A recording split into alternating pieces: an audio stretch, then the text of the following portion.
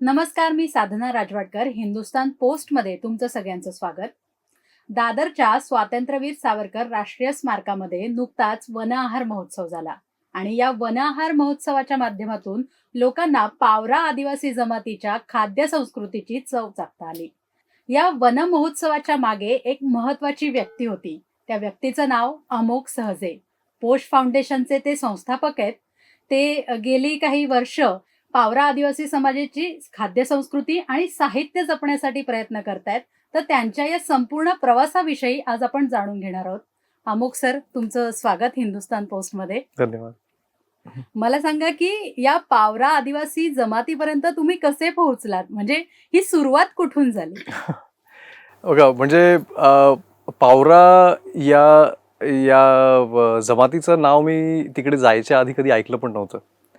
मी खरं तर माझा उद्देश होता की अशा ठिकाणी जावं जिकडे विकास पोचला नाही आहे, जिकडे आतापर्यंत आपण म्हणू न वीज गेली आहे, न पाणी पोचलं आहे, न जिकडे रस्ता आहे, न जिकडे आसपास जवळ शाळा आहेत, न कुठले वैद्यकीय सेवा आहेत, आणि ज्याशिवाय जिकडे कुपोषण नोंद आहे, जिकडे गरिबीसाठी पण ती जागा नोंद आहे. आणि मला अजून काही रिस्क नको होते, तर म्हणजे नक्सली एरिया वगैरे हे मी त्याच्यातून वगळलेत. तर हे पॅरामीटर्स धरून मी सेन्ससचा स्टडी केला आणि त्यावरून मी म्हणजे मला झाले 3 आठवडे पूर्ण डेटा कलेक्ट करून मग ते कोड तयार करून ते सगळं स्टडी करत मला 3-1 आठवडे लागले. आणि त्या 3 आठवड्यांचा एक परिणाम म्हणून मला लक्षात आलं की मला जायचं नेमकं आहे कुठे. तर तो हा एरिया होता. हे पॅरामीटर्स धरून मी इकडे पोचलो. नंदुरबार जिल्ह्यातलं धडगाव तालुक्याचं ते नर्मदे खोऱ्यातलं गाव. पण मग तिथे गेल्यानंतर सगळ्यात मोठा प्रश्न होता त्यांच्याशी संवाद साधण्यासाठी आवश्यक असलेली भाषा. तर ते तुम्ही कसं साध्य केलं? ती भाषा कशी शिकला? बरं, आता म्हणजे मी ओळखी करत गेलो. मग पुढे म्हणजे जिल्ह्यामध्ये ओळख काढली, जिल्ह्यामधून मग तालुक्यात ओळख काढली, त्यांच्याकडे राहिलो, त्यांच्याशी आमची चांगली ओळख झाली आणि त्यांच्याकडनं मला या गावात जायचं आहे हे त्यांच्याकडे मी मांडलं. आणि त्यांच्यासोबत मग मी गेलो. आता इकडे इथपर्यंत लोकांना मराठी येत होती थोडीफार तरी, तालुक्याला म्हणून थोडीफार तरी मराठी येत होती. त्याच्या पुढे त्यांना फारसा परिचय नाही. पण मग माझ्यासोबत माझे हे मित्र, नवीन मित्र तालुक्यातले, हे माझ्यासोबत होते गावापर्यंत यायला. आणि मग त्यांच्याकडून माझा एक संवाद झाला आणि एक ओळख झाली गावामध्ये. आणि जे थोडंसं बाहेरची जी संपर्क आहे त्यांना किंचित तुटकी पुटकी मराठी तरी बोलता येते. तर तसा माझा एक थोडासा काहीतरी त्या लोकांशी बॉन्ड झाला. आणि मग तिकडे राहिलो आणि मग काही दिवसांमध्ये मला किंचित अजून शब्दांची ओळख झाली, किंचित थोडं बोलायला लागलो. आणि मग काही काळानंतर मग मी गॅप घेतला आणि मग परत गेलो. आणि काही काळानंतर म्हणजे आठवड्यांमध्ये मग मला बेसिक पकडली आणि मग यायलाच लागली भाषा त्यांची. तिथे गेल्यानंतर या सगळ्या लोकांसोबत तुम्ही बरेच दिवस घालवले. तर तो सगळा अनुभव कसा होता? त्याच्यातले कुठले अनुभव तुम्हाला असे म्हणजे प्रामुख्याने सांगता येतील का की जे आयुष्यभर तुमच्या लक्षात राहतील असे होते? सर्वात पहिला जो माझा अनुभव मी सांगतो ना, की आपण ज्या समाजात येतो, आपलं आयुष्यात किंवा एक दिवसभराचा मुख्य उद्देश आहे पैसा कमवणं. आपलं दिनचर्या जी आहे ही त्या कमवण्याभोवतीच आहे. आपण एक म्हटलं, एक साधारण व्यक्तीचं आपण शहरातल्या म्हटलं तर तुमचे आयुष्य दिवसातला तुमचा एक 12 तास तरी किमान हा तुमचा कामाशी रिलेटेडच याच्यात जातो, पैसा कमवण्यासाठी. इकडे मला गेल्यावर ते एक लक्षात आलं की इकडे हे लोक पैशासाठी जगत नाही. जरी हे काही कामं करतील ते स्वतःचं किंवा मित्रांचं पोट भरायसाठी आणि त्यांच्या मदतीसाठी करतात. तर ते मला विशेष वाटलं की इकडे ते आता जंगलात जाऊन काही गोष्टी गोळा करतायत किंवा ते मासेमारी करतायत, ते विकण्यासाठी नाही करत आहे, समाजासाठी. ते म्हणजे एक भेट द्यायला, ते स्वतःच्या कन्झम्पशनसाठी आहे किंवा मित्रांना द्यायला आणि याच्यासाठी. इकडे लेबरला किंवा मदत समजली जाते. आपण एक लेबरला एक वर्क म्हणतो, अ मीन्स ऑफ अर्निंग म्हणतो. इकडे लेबरला हेल्प समजली जाते. यांच्या भागामध्ये जी एक प्रथा आहे त्याचं ती आहे लाह. असं मी म्हटलं लेबर आमच्याकडे ही फ्री समजली जाते. आपल्याकडे ते नेहमी आपण चार्ज करणार, पण आमच्या भागात ते करत नाही कधी. तुम्ही कोणालाही तुमचं मेहनत करून दिली आहे, ती तुम्ही त्याला मदत केली आहे, तुम्ही त्याच्यात कधी पैसे नाही घेत. तर आमच्याकडे कोणाला घर बांधायचं असेल, कोणाला शेतात कामं असतील, कुठलंही मोठं काम असेल तर तुम्ही लाह करता, लाह हातता. म्हणजे तुम्ही हेल्पर्स आणता, बोलवता, हम्म. जे जसं आता समजा कोणाला घर बांधायचं तर तो म्हणेल की मला लाह हादायची आहे, मला इतके माणसांची लाह पाहिजे. अच्छा. तर एक घरातला तो पोरगा असेल, तो पोराला तो घरभर पूर्ण गावभर पाठवेल. आणि आमचं गाव म्हणजे पण असं नाही की एक गावठाण आहे. एक गाव असेल, एक घर असेल ते कुठेतरी खोऱ्यात असेल, दुसरं टेकडीवर असेल, तर कुठे तुम्हाला होडी घेऊन नदी पार करून जावं लागेल, असं पसरलेलं.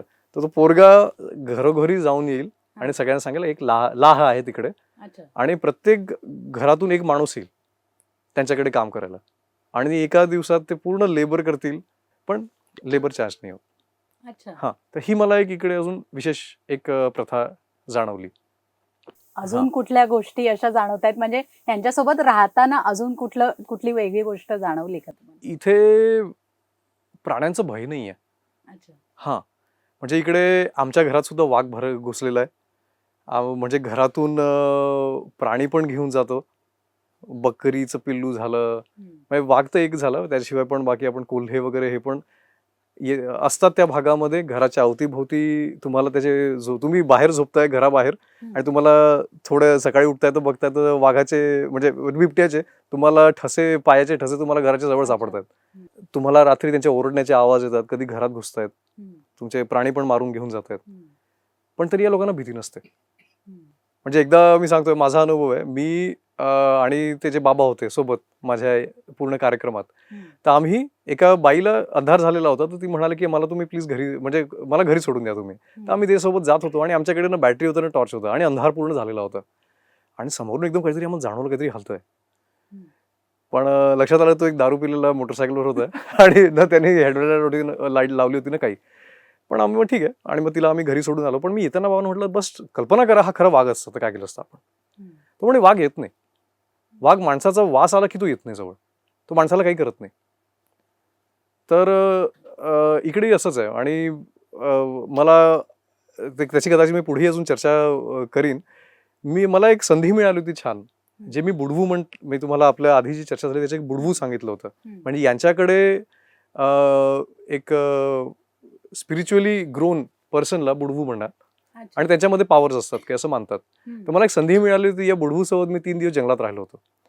तर त्या दरम्यान मला त्यांनी देवांच्या भरपूर कथा सांगितल्यात आणि त्यात त्यांनी हे एकदा सांगितलं होतं की वाघ जर का आम्हाला कधी दिसला तर आम्ही त्याला बघून टळून जायचंय, नाही तर तो आपल्याला बघून वळून जातो. तुम्ही त्याला समोरासमोर नाही जायचं. तुम्ही टाळायचंय त्याला, तो तुम्हाला काही करत नाही. तो करेल तर तो तुमच्या मालमत्तेला करेल. मालमत्ता म्हणजे बकऱ्या आणि मग वासरू आणि मग गाय, शिकारीसाठी जे काय तो तुम्हाला नाही करत. हा त्यांचा विश्वास म्हणू की हे त्यांचं नॉलेज म्हणू, असं आहे.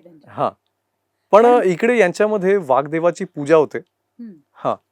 वाघाची पूजा करतात ते, पण मग निसर्ग पूजक पण आहेत का, म्हणजे वनदेवता किंवा असं काही अजून देव त्यांच्या देवदेवस्तीमध्ये आहेत? असतात. म्हणजे असं वनदेव म्हणू का माहित नाही, पण जसं काही काही स्थानांवर त्यांचे काही काही देव असतात. तर तिकडे जाऊन ते त्यांचे एक अनुष्ठान करतात. त्यांचं पावरा समाजाचं साहित्यही विपुल आहे का, म्हणजे कथा कविता अशा अगदी. तुम्हाला काही सापडलंय का त्यांच्यासोबत जेव्हा राहिलात तेव्हा? हो. हे आहे. आणि म्हणजे जसं मी म्हटलं होतं की जशी यांची भाषा आहे, याच्यात आपण जसं एखादी भाषा टिकेल कशी, त्याच्यामध्ये नवीन निर्मिती होत राहते, साहित्य निर्माण होतंय, जे आहे तर त्याच्याने भाषा टिकून राहील. संस्कृती टिकवायची आहे तर त्याचं एक जे काही आता नष्ट झालेलं आहे त्याला रिक्रिएट करणं आवश्यक आहे. जे कुठे विसरल्या जात आहे त्याला स्मरणात पुन्हा आणणं आवश्यक आहे. म्हणजे मला नाही वाटत आपल्या अभ्यासक्रमात त्याचं कुठेतरी आपण आदिवासी संस्कृतीला आपण कुठे फार पुढे हे करतोय. पावरी भाषा आहेत पण पर्टिक्युलर प्रत्येक आदिवासीचं म्हणजे संस्कृती किंवा साहित्य त्यात आलेलं नाही. पण कदाचित त्या रिजन मध्ये तरी असावं असं मला वाटतं. आणि आपल्याकडे लाखोंची संख्या आहे.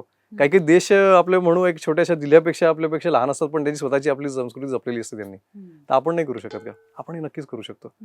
तर यांची जशी शिक्षण घेतात मुलं, जसं आपण म्हटलं शिक्षणाचा बरीच अडचणी आहेत तिकडे, पण जे घेतात ते मग एलिएनेट होऊन जातात. त्यांना ना भाषा माहिती आहे, ना त्यांना कथा माहिती आहेत, ना त्यांना साधं त्यांचे देवांचे नावं पण माहिती आहेत, असं आहे. तर माझा एक प्रयत्न आहे की हे कथाचा शोध घ्यावा हम्म. जुन्या लोकांकडनं, जे एकदाचे गेलेत की मग त्यांच्यासोबत त्या कथा पण गेल्यात, मग हम्म. ते नॉलेज सेट पण गेलं. हम्म. हां. आणि आणि it's then lost for ever, hmm. Unless जसं मी म्हटलं तुम्हाला, त्यांच्याकडे जे एक चमत्कारी पद्धतीचे काही काही नोटीस झाल्यात गोष्टी की स्वप्नांमध्ये त्यांना सुचतात या गोष्टी, देव सांगतात असं म्हणतात, हम्म. हम्म. अनलेस तसं काही होईल. हम्म. हां. तर आपल्याला माहित नाही, पण एवढं तर खात्री आहे की आपण जर का आता डॉक्युमेंटेशन केलं या गोष्टींचं तर ते कंज होईल. तर माझा तसा एक प्रयत्न होतोय की यांचे जे एक कथा आहेत, हम्म. यांचे गीत आहेत, यांचं आपण एक संग्रह करावा. तर माझा एक प्रयत्न आता होतोय की एक लहान मुलांची पुस्तकं तरी आपण बनवूया, हम्म. त्याच्यामध्ये यांच्या देवतांच्या कथा येतात हम्म. आणि खूप छान अशी रोचक कथा आहेत. हम्म. आणि त्याच्यामध्ये तुम्हाला यांचं इकडचं स्थानिय नॉलेज मिळेल, जे आपल्याला पण उपयोगाचं आहे. मेडिसिनल नॉलेज आहे त्याच्यात. हम्म. त्याच्यात तुम्हाला आता मी बाकी पण आता धर्मांचे ग्रंथ वाचतो, त्याच्यात अशी कल्पना होती की पाऊस पण होतोय हा कुठून तरी हेव्हनवरून होतोय आणि अशा तसं. पण यांच्याकडे तुम्हाला त्यांची कथा मिळेल, याची काल्लो रानूची. त्याच्यामध्ये म्हणजे डिटेल कथा खूप लांबून जाईल ती, पण याच्यात आहे की ढग समुद्रावरून पाणी घेऊन जमिनीवर आणतात आणि इकडे पाऊस पाडतात. Hmm. So this knowledge was there. Hmm. जेव्हा की तत्सम आपण म्हणू सिव्हिलायझेशन्स मध्ये वेगळ्या वेगळ्या, हम्म. हे नॉलेज नव्हतंच त्यांच्यानुसार की गॉड तिकडनं हेव्हन मधून पाणी पाठवतोय. हम्म. सो यांचं रिच नॉलेज होतं, हम्म. जे बाकी भरपूर सबत्यांमध्ये नव्हतं. हम्म. याशिवाय पण भरपूर नॉलेज जे मला आताही ज्याचा काही एक परिचय नाहीये, हम्म. तो हा अभ्यास करून, रिसर्च करून, हा संग्रह करून कथांचा हम्म. कदाचित आपल्याला होईल. त्याच्यातले खूप जण असे आहेत की शीघ्र कवी आहेत की म्हणजे ऑन द हो. स्पॉट कविता करतात. तर हो. त्यातलं काही आठवतंय का, म्हणजे कशा स्वरूपाच्या त्या कविता आहेत त्यांच्या? आता उदाहरणार्थ जसं आता आमची टीम आली गावावरून, हम्म. तर कुठला असा योग झाला की आमच्यातली एक आर्टिस्ट कडे चप्पल राहिलीच नाही. हम्म. आणि तिचं दुर्दैव असं म्हणा की आम्ही जेही चपला घेतल्या तिच्यासाठी सगळ्या तुटल्याच. तर पूर्ण मुंबई ती बिचारी अनवाणी फिरली. हम्म. तर याच्यावर ऑन द स्पॉट आमची कविता त्यांनी तयार केल्या. हम्म. हा, की कशी तुटली चप्पल घेऊन आली, जी मिळाली ती तुटली तुझी, हम्म. आणि मग तरी मुंबईला जाऊन तुला झाला काय फायदा, हम्म. असं मी एक त्याचं भाषांतर म्हणेन. तर त्याचे शीर्षकाचं ते असं राहिलं. तर ऑन द स्पॉट यांच्याकडे करण्याची एक पद्धत आहे, उखाणे आपण म्हणू तशा टाईपचे. हम्म. हा, तर ही एक यांच्याकडची एक पावरी पद्धत आहे. हम्म. हा, आता ट्रेननी प्रवास करतात तर ट्रेनमध्ये चालता चालता ते गाणे बनवून टाकतील. हम्म. ट्रेनमध्ये एखाद्या गाण्याच्या 2 ओळी ऐकवता येतील का तुम्हाला, त्यांचं ऐकलेलं एखादं? हा, रेलवर केलं होतं यांनी. हम्म. रेल चाली पडी रे, काहीतरी असं काहीतरी गीत होतं यांचं. हम्म. हा, मला ते नेमकं आठवत नाही, पण ट्रेनच्या प्रवासावर ते बनवलं होतं यांनी, अच्छा. की आता ट्रेन चालायला लागली आहे हम्म. आणि काहीतरी कथा आहे ती. अच्छा. हा, म्हणजे म्हणजे त्या कवितांमध्ये पण एक कथा आहे. कथा असेल, हम्म. काहीतरी कोणाला चिडवायचा प्रयत्न असेल. हम्म. हा, पण याशिवाय सुद्धा यांच्याकडे कथा सांगणं सुद्धा हे कवितेमध्ये, कविता म्हणा किंवा गीतांमधून होतात. हम्म. हम्म. जसं आपल्याला ते एक बाबा पण होते, त्यांनी काही गाणं म्हटलं होतं. ओले देवा ओले बाबा ओले देवा ओले